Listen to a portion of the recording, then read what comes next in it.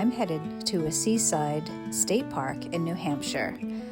I'm looking for hidden treasures today, and after that, I'm heading over to see an iconic hotel, and I'll show you all around. Stay with me. Welcome. I am up with the birds on this early June morning. I make coffee first thing as soon as I get up. I've been using this new French press from Stanley. It helps keep my coffee warm when I go back for my second cup. I do have a Keurig you could see there off to the side, but that's usually used for company, or my folks like to use it. Here I'm adding cacao powder. I like it for its holistic benefits, and I love mocha coffee. I also add a little bit of like a pumpkin spice or cinnamon to give it just a little something extra. And yes, it's summer and I'm using pumpkin spice. I know, it's crazy. Anyway, I've got my coffee going. I put my cream in there. It's more like a latte, I have to admit. And then I'm outside watching the sunrise and enjoying a nice, slow morning. Of course, someone also wants to join me, so I have to pause drinking my morning coffee for this little one. Yep, she enjoys a few little snuggles. Always make time for that. I got my sweatshirt, my water, and my notebook for journaling, and I head on out for my little solo drive, put on some music, and we're heading up to the towns of Rye and Newcastle. So I mentioned an iconic hotel. I want to pull off here so I can show you what it looks like across the marsh. That's the backside of Wentworth-by-the-Sea. More on this soon. New Hampshire has a vast area of marshes. Looks like the tide is out. It also smells like the tide is out. And today is a little bit cool and breezy. Definitely glad I brought my sweatshirt.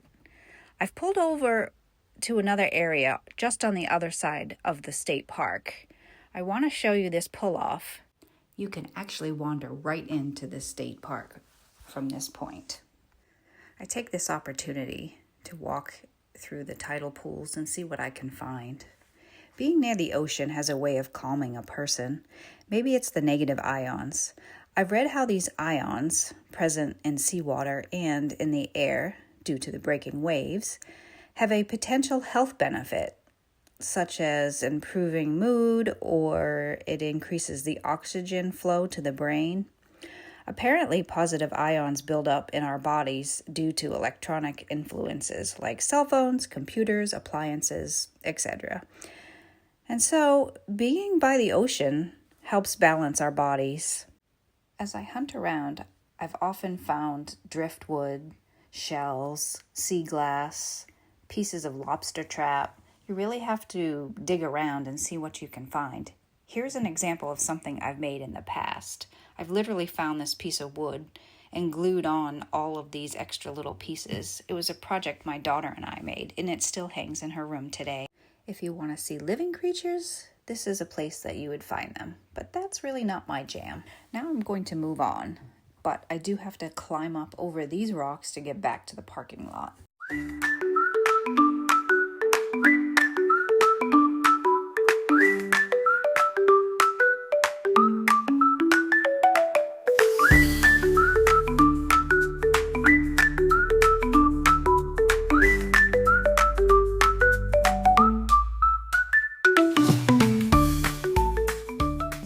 Way over to the Odeon State Park, I'm excited to see an almost empty parking lot. That not only means serenity, but I can film a lot easier without so many people around. I'm taking this opportunity to show you the playground. And I can't miss the chance for a nostalgic swing. How I have fond memories of endless summer sunshine and swinging until my heart's content. So what's special about this state park? It's an oceanside recreation area with 135 acres of trails along the rocky shoreline. Plus, it has a science center. I'll touch more on that later. Set in the Gulf of Maine, you can see 4 lighthouses, the Isle of Shoals, which is a group of islands just off the coast. You can see views of the Piscataqua River and the southern coast of Maine. You'll see remnants from when this area was a historic fortification named Fort Dearborn, built to protect the nearby Portsmouth Harbor during World War II.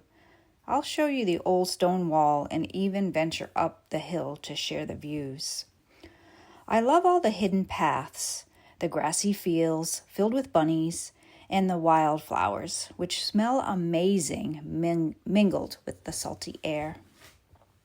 Over the years, I've enjoyed many picnics in this park, and a family reunion organized here back in the 1980s by my parents, complete with barbecuing on the charcoal grills and eating at picnic tables my mother covered with checkered tablecloths.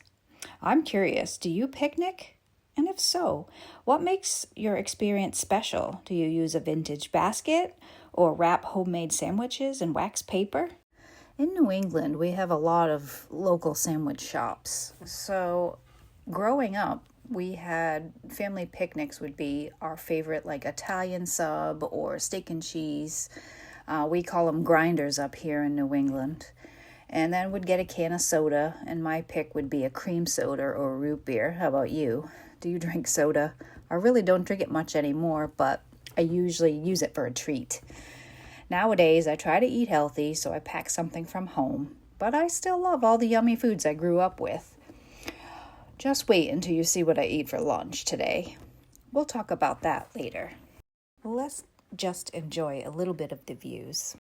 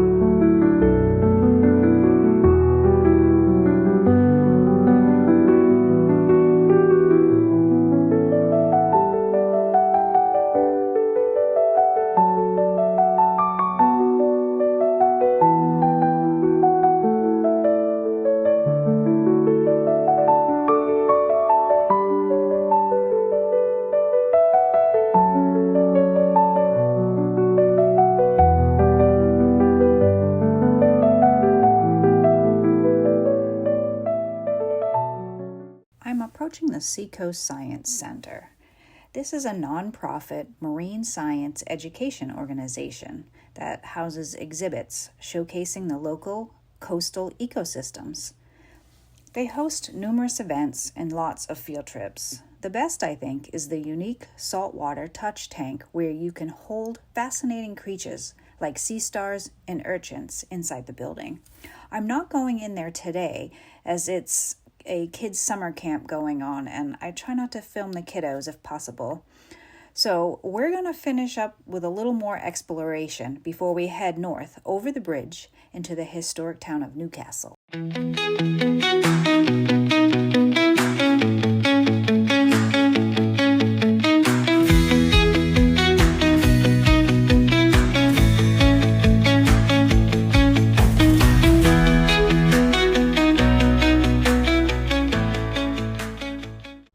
Check out this scoring and erosion made from glaciers during our last ice age. It's pretty amazing.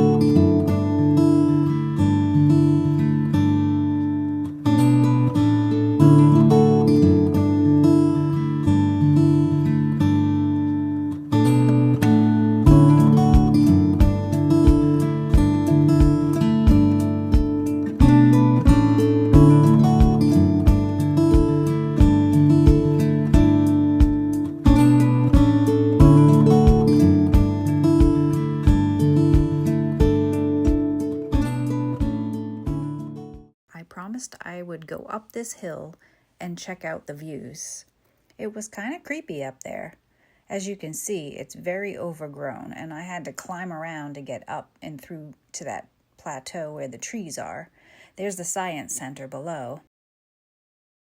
And I made a quick escape and headed right back down and headed out towards the parking lot. I was distracted finding this cute little bird feather. I stashed it away to take it home and put it in my junk journal.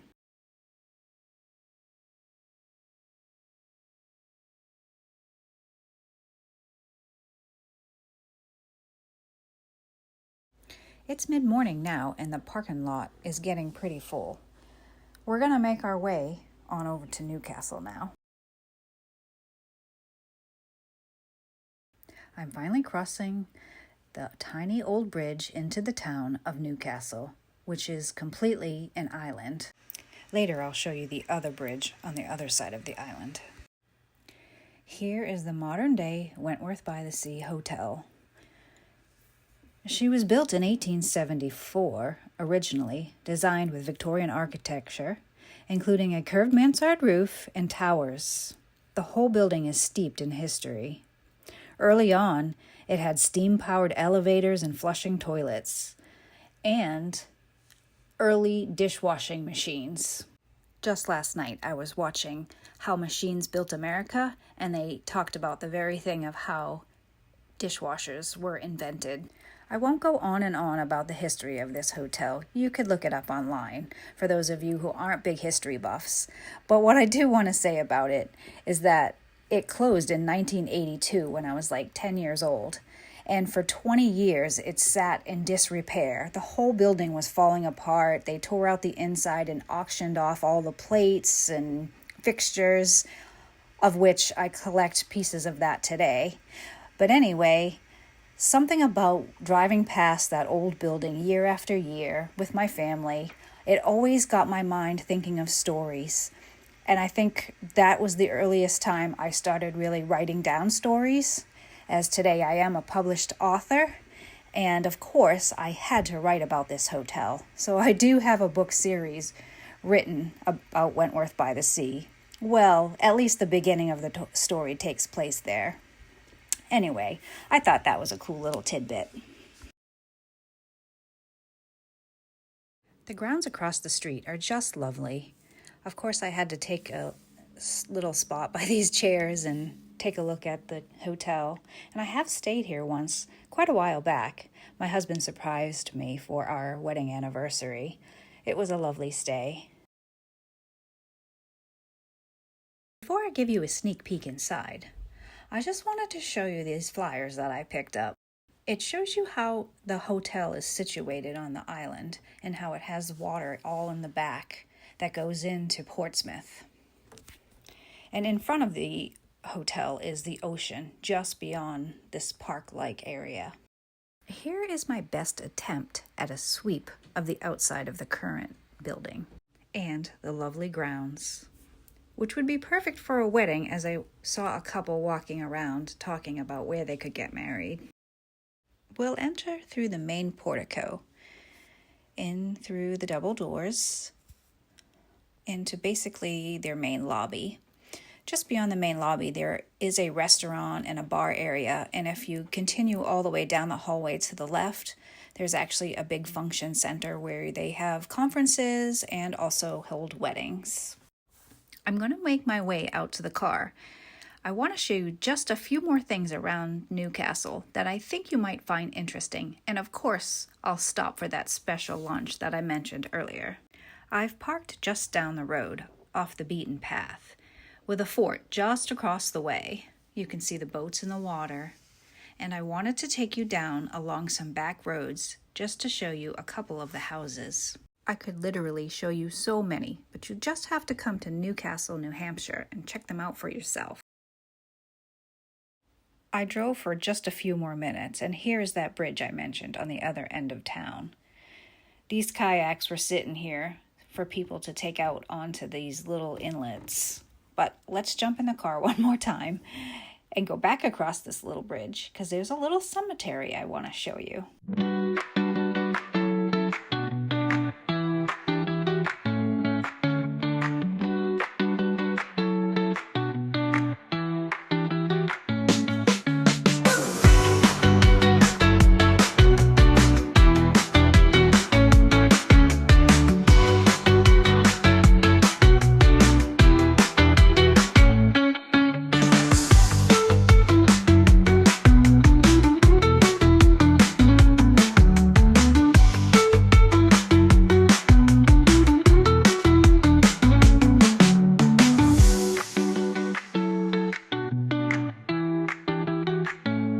It's beyond midday, and I've got to stop at this roadside restaurant for a special lunch. I missed my opportunity for breakfast, and I needed some caffeine, so I opted for a Dr. Pepper. Anyone out there? Shout out to Dr. Pepper. Anyway, I didn't want anything overly big for lunch, so I ended up with a hot dog. Not just any hot dog, but these are a special kind. It's all about the snap, and it's a 10 out of 10. I have several more videos coming your way, but for now, I'm home again. Have to pat my 2 little kitties, and then I'm outside with the family by the fireplace. I hope you enjoyed today's video. I'll see you in the next one. Stay cozy, my friends.